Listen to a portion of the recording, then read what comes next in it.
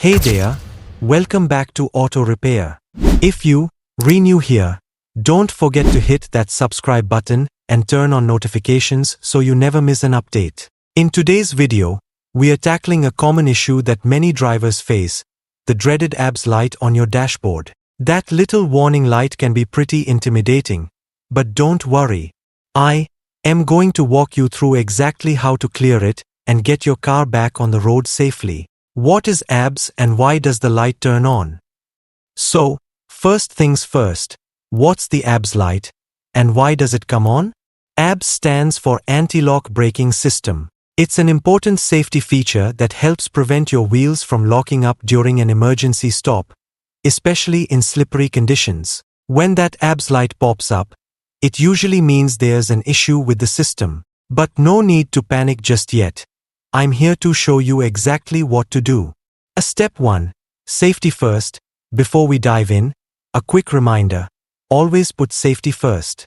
Make sure your car is turned off, the parking brake is engaged, and you've got your protective gloves on. Step 2. Tools you'll need. You won't need much to clear that ABS light, but here's a quick list. An OBD2 scanner, trust me, this tool is a game changer.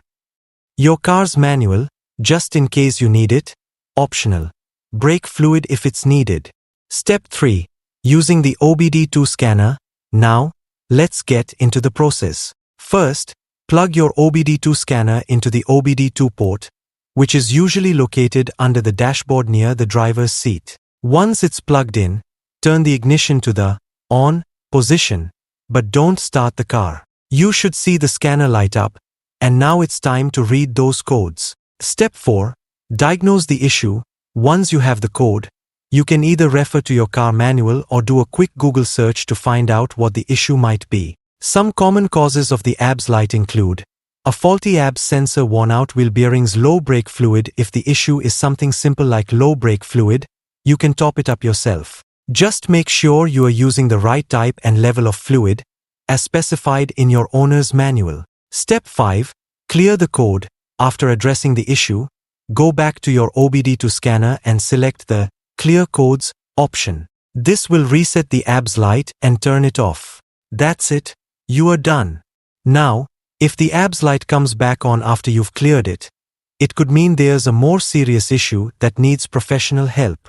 But if you've followed these steps, you've just tackled the problem yourself. Thanks for watching.